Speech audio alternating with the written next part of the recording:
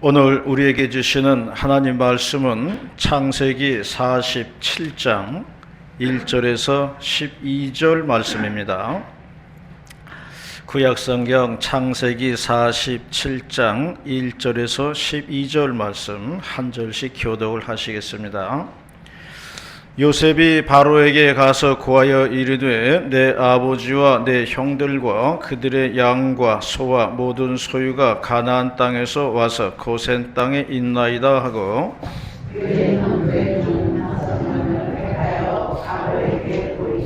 바로가 요셉의 형들에게 묻되 너희 생업이 무엇이냐? 그들이 바로에게 대답하되 종들은 목자이온데 우리가 선조가 다 그러하니이다 하고 그들이 또 바로에게 고하되 가나안 땅에 기근이 심하여 종들의 약대를 지킬 곳이 없기로 종들이 그곳에 걸어가고자 왔사오니 원하건대 종들로 고센 땅에 살게 하소서. 바로가 요셉에게 말하여 이르되 내 아버지와 형들이 네게 왔은즉 그리고 땅이 내 앞에 있으니 땅의 좋은 곳에 내 아버지와 내 형들이 거주하게 하되 그들이 고센 땅에 거주하고 그들 중에 능력 있는 자가 있거든 그들로 내 가축을 관리하게 하라. 요셉이 자기 아버지 야곱을 인도하여 바로 앞에 서게 하니 야곱이 바로에게 축복하매 바로가 야곱에게 묻되 내 나이가 얼마냐. 야곱이 바로에게 아뢰되 내 나그네의 길이 세월이 130년이니이다. 내 나이가 얼마 못되니 우리 조상의 나그네 길의 연조에 미치지 못하나 험악한 세월을 보내었나이다 하고 야곱이 바로에게 축복하고 그 앞에서 나오니라. 요셉이 바로의 명령대로 그의 아버지와 그의 형들에게 거주할 곳을 주되 애굽의 좋은 땅 라암셋을 그들에게 주어 소유로 삼게 하고 또 그의 아버지와 그의 형들과 그의 아버지의 온 집에 그 식구를 따라 먹을 것을 주어 공양하였더라. 아멘.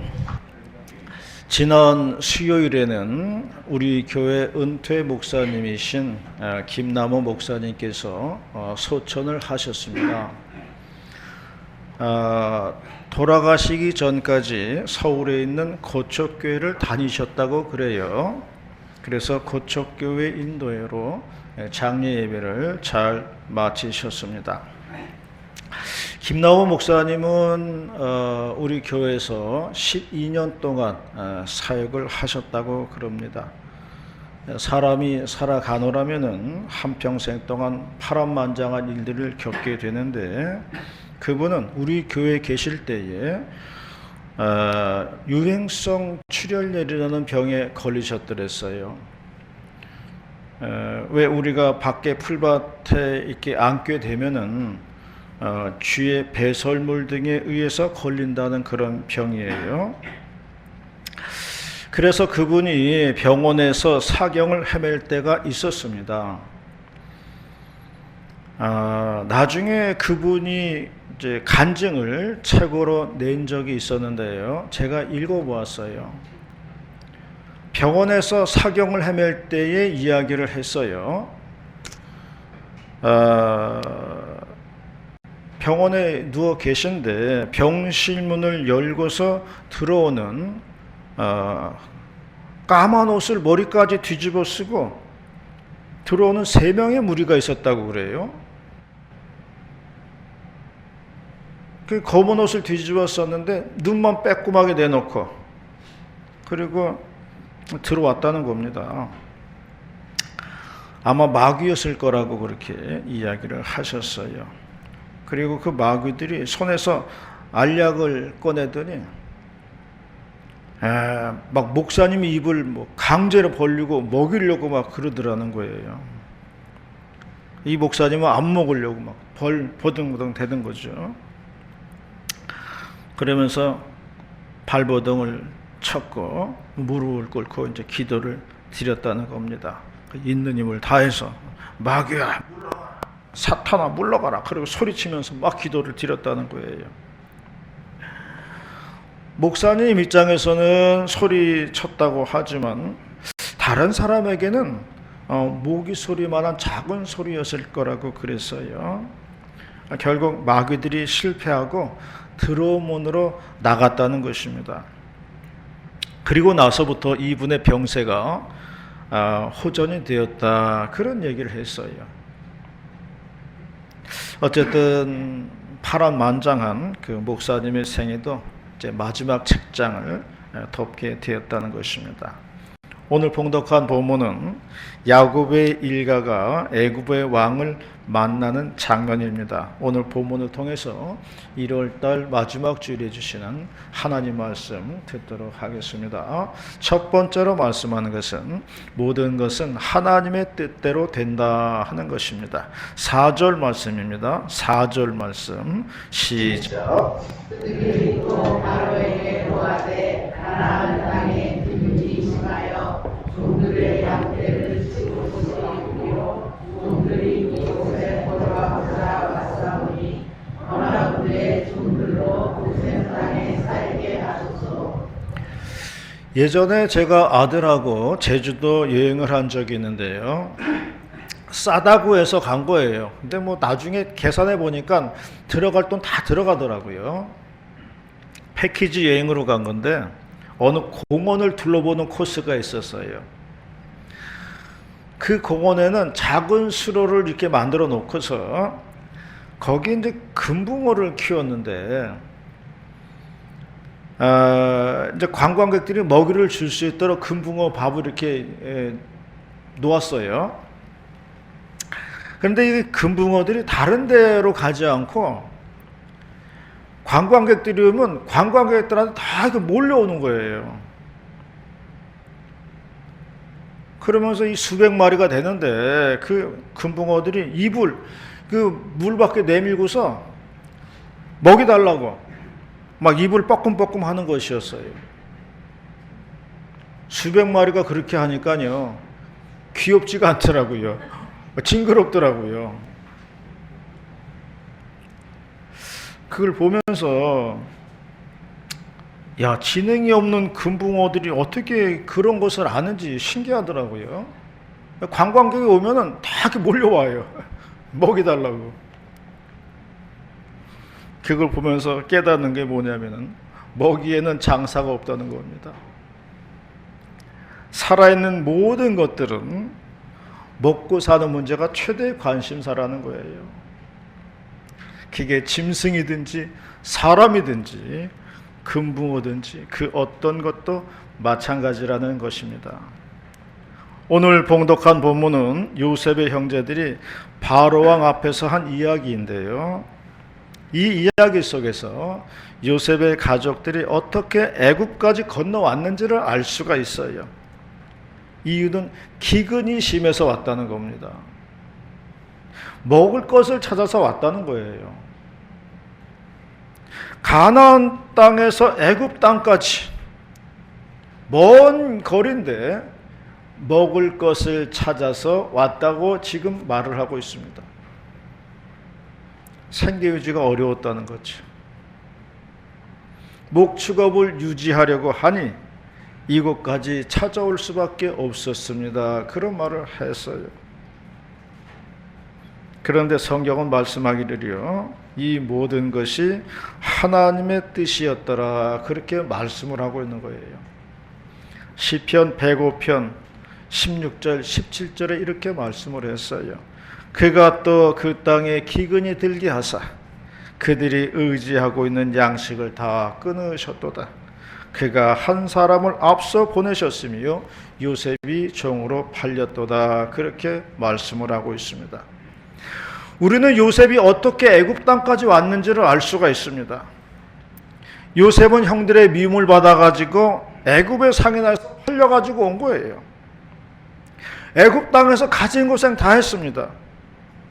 그런데 그 과정이 하나님께서 요셉의 가족을 구원하기 위해서 요셉을 먼저 보낸 것이었다, 그렇게 말씀하고 있는 거예요. 요셉의 가족이 애굽으로 올 수밖에 없었던 하나님께서 가나안 땅에 양식을 끊으셨기 때문이라고 말씀하고 있습니다.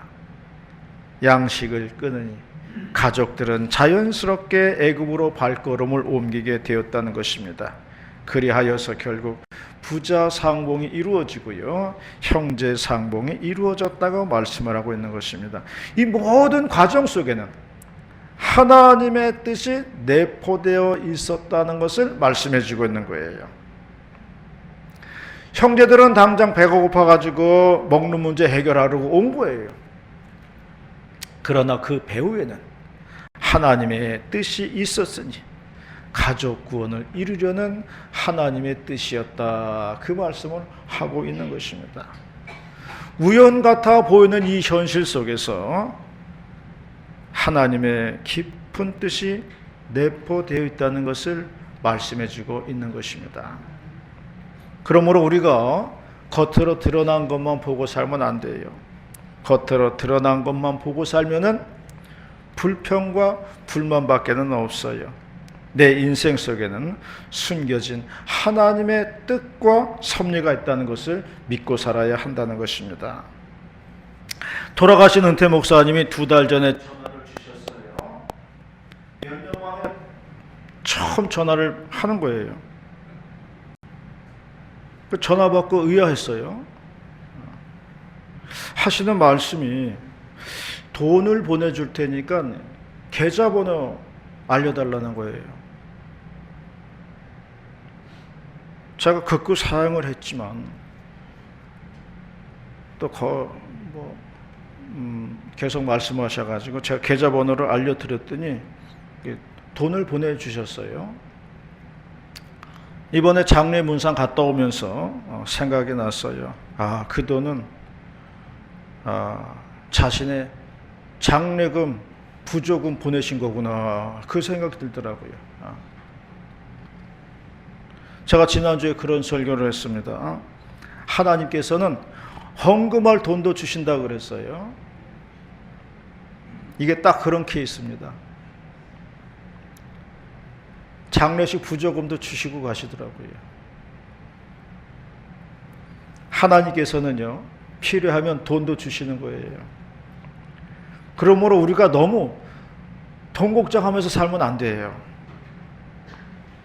주님의 뜻대로 살기만 하면 하나님께서는 여호와 이레로 채워주신다는 것을 믿으시기를 바랍니다. 시편 105편 말씀에는 이런 말씀도 있어요. 그 모든 것은 요셉을 훈련시키는 과정이었다고 말씀하고 있어요. 요셉이 엄청 고생했습니다. 그런데 그 고생은 하나님의 훈련 과정이었다, 그런 말씀을 하는 것입니다. 오늘도 고난 가운데 계신 분들이 있습니까? 힘들고 어려운 환경에 놓인 분들이 있습니까? 훈련의 과정이라고 믿으시기를 바랍니다. 연단의 과정이라고 믿으시기를 바랍니다. 훈련의 과정, 연단의 과정은 다 때가 있다고 말씀했어요. 모든 것이 다 하나님의 뜻을 이루기 위함이라는 것을 믿으시기를 바랍니다. 이러한 저 여러분이 다 되시기를 바랍니다. 두 번째로 말씀하는 것은 이 세상은 잠시 머무는 정거장과 같다는 말씀이에요. 9절 말씀입니다. 9절 말씀 시작.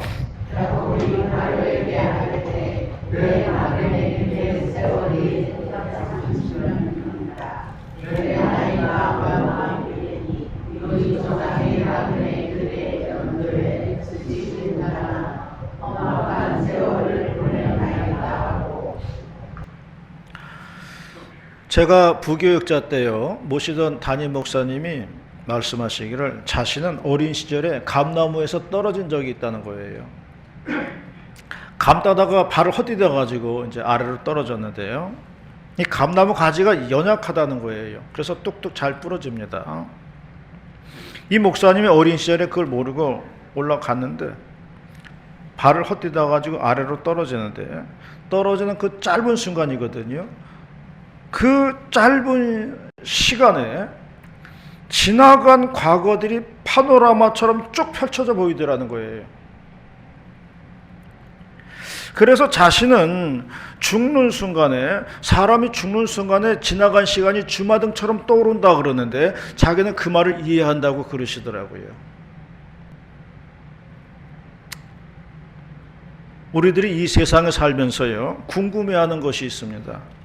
왜 사람은 죽기 전에 꼭 아파야 되는가?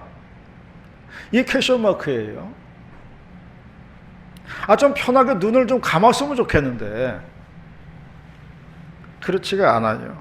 한두 달 앓다 가면 그건 축복이에요. 1년, 2년, 3년 걸리는 분들도 있어요. 도대체 왜 누워 있어야 되는가?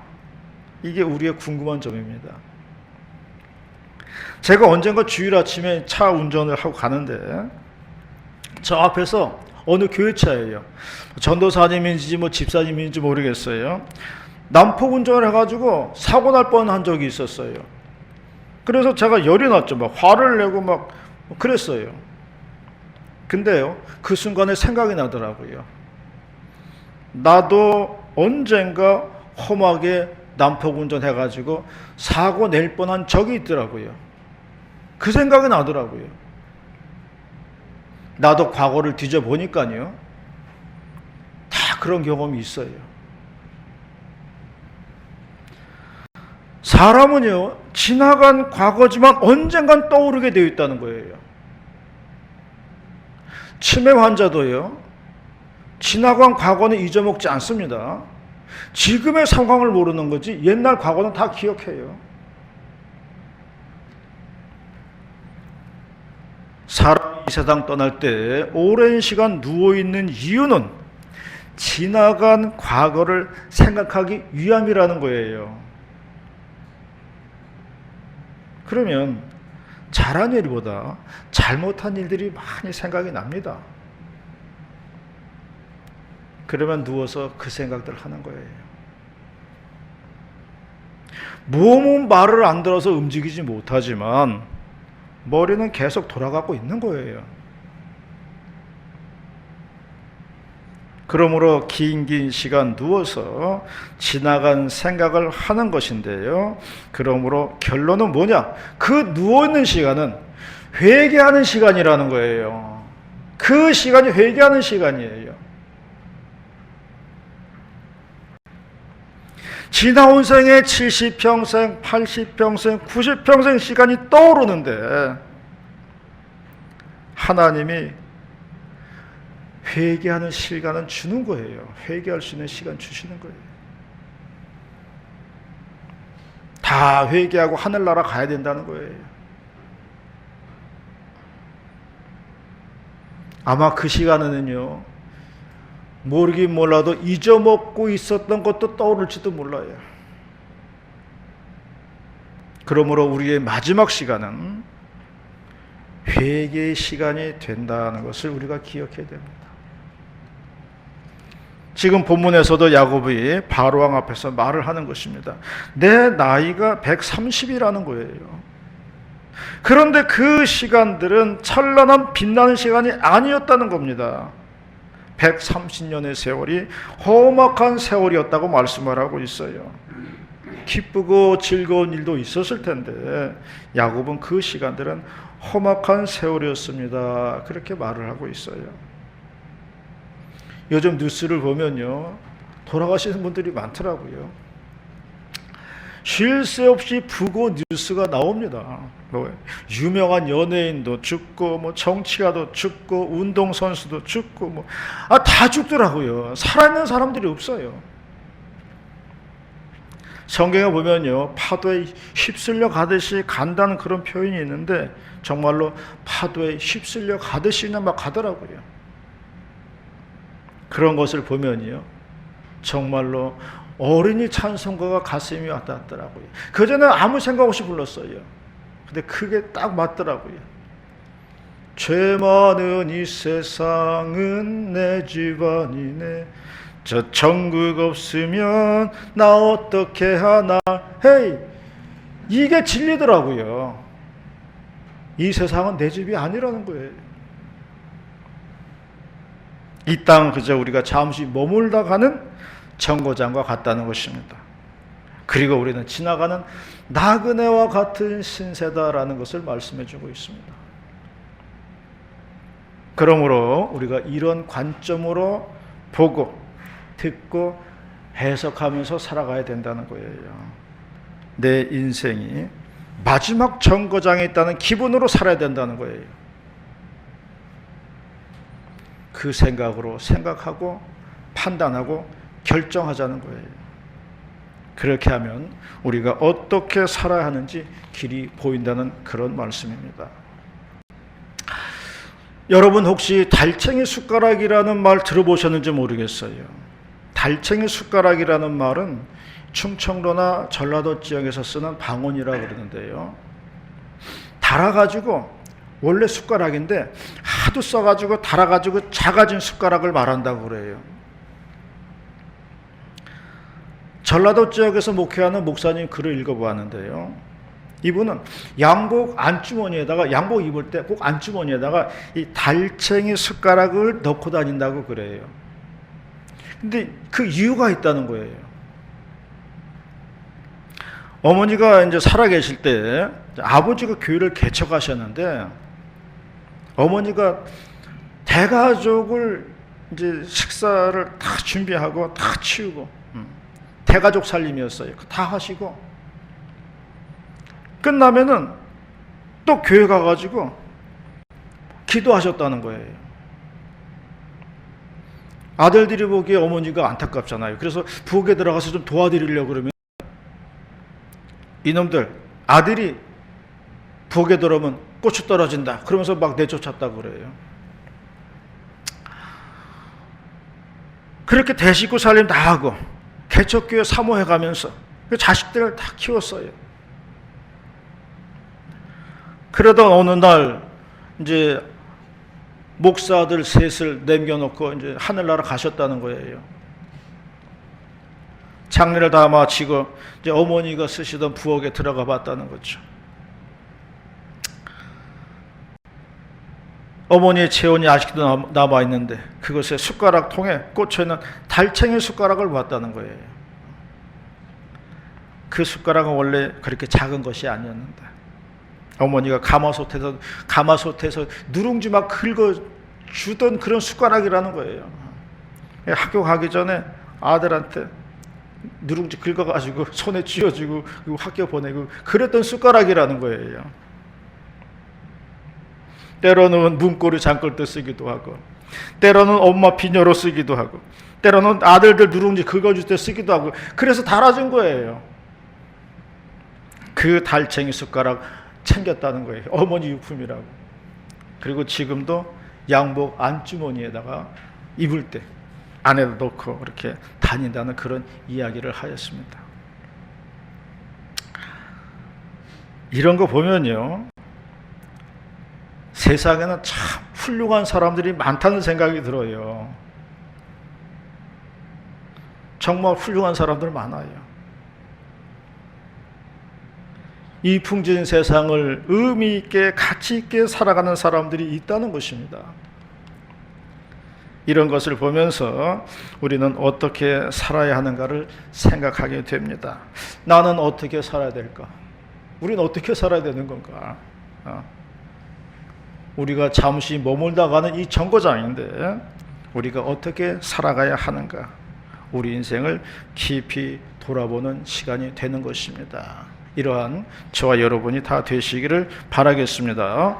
마지막 세 번째로 말씀하는 것은 승자의 마인드로 살아야 된다 하는 것을 말씀해 주고 있습니다. 승자의 마인드로 살자. 12절입니다. 12절 말씀 시작.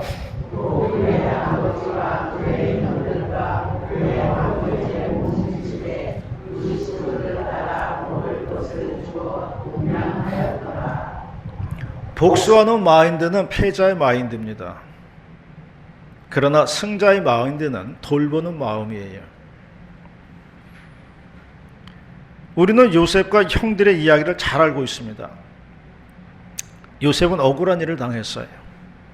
그런데 요셉은 가족들을 데리고 와서 같이 살았고 식구들을 봉양했다고 말씀하고 있는 겁니다. 내가 당한 대로 갚아주겠다. 이것은 패자의 마인드예요. 그러나 넓은 아량으로 품겠다. 이것은 승자의 마인드입니다. 우리가 살아가는 데 있어가지고 이러한 승자의 마인드로 살아가야 된다는 것을 말씀해주고 있는 겁니다. 일제강점기 시대에 남대문 교회와 승동교회를 담임했던 이재영 목사님이라고 계시는데요. 이분은 왕손이라고 그래요. 조선의 마지막 왕이 순종인데 순종보다 2살이 많으시고 같이 왕궁에서 교육을 받았다고 그래요. 그러나 시절이 시절인지라 전국을 또 돌아다니면서 방황을 하시다가 나중에 기독교에 입교를 하시게 되었다는 겁니다. 지금의 서울 승동교회는요, 예전에 원래는 그 천민들이 다니는 교회였다고 그럽니다. 그래서 이재영 목사님 집에 믿기 전이죠. 천민들이 집으로 이제 전도를 하러 오는 거예요. 전도를 하러 오는데 예수 믿으세요? 그게 아니에요. 대문 밖에 무릎 꿇고 나리 어서 예배당에 드시지요. 저희 등에 업혀서 예배당으로 가시지요. 날이만 좋으시다면 제가 천리라도 만리라도 업고 가겠습니다. 그러면서 전도했다는 거예요. 이제 이재영의 마음이 변하여 교회에 출석하고 안수를 받고 목사님이 되었습니다. 처음에는 왕손이라는 물이 안 빠져가지고 당회를 할 때 누가 반대하잖아요. 그럼 그랬다 그래요. 내 이놈 어느 안전이라고 그랬다 그래요. 왕손이라는 걸 그걸 잊어먹잖아 가지고. 그러면 옆에서 선교사님들이 목사님 여기는 왕궁이 아닙니다. 여기는 교회입니다. 우린 다 같이 형제 자매입니다. 그렇게 설득을 했다고 그럽니다. 그렇게 서울 승동교회는 왕손인 이재영 목사와 백정 출신 장로가 있었어요. 박성춘 장로가 함께 어우러져 가지고 오늘의 승동교회가 되었다는 그런 이야기가 있습니다. 성경은 말씀했습니다. 너희 중에 누구든지 크고자 하는 자는 너희를 섬기는 자가 되고 으뜸이 되고자 하는 자는 종이 되어야 하리라. 그런 말씀하셨어요. 이것이 바로 승자의 마인드라는 거예요. 예수님 말씀했습니다. 인자가 온 것은 섬김을 받으려 하는 것이 아니라 섬기려 하고 나의 목숨을 많은 사람의 대성물로 주려 합니다. 그런 말씀했어요. 이것이 바로 예수님의 승자의 마인드라는 거예요.